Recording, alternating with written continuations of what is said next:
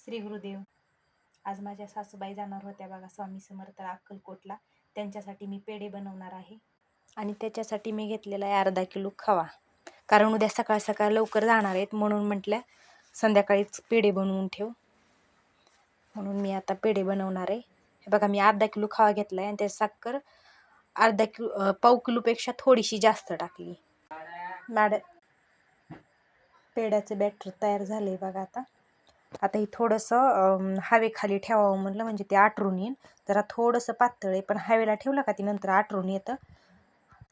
पुन्हा लगेचच आपण परत पेढे करायला घेणार आहे मी. खूप सुंदर पेढे झालेत.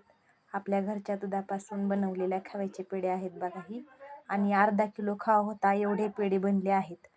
आणि महिन्यातनं एकदा तरी पेढे बनवण्याचं योग्य ते, कारण कधी गुरुवारच्या पूजेसाठी बनवावे लागले होते आजपर्यंत, आणि आज स्वामी समर्थांना मम्मी जायच्यात त्याच्यामुळे बनवलेत मी ही पेढे. आणि चवीला तर इतके टेस्टी लागतात, खरंच खूप छान पेढे बनलेत बघा माझे. आणि संध्याकाळचा खवाही बनवून तयार झालाय बघा. आपल्या हिरकण्यांच्या दुधाचा कसा पांढरा शुभ्र खवा आहे. श्री गुरुदेव.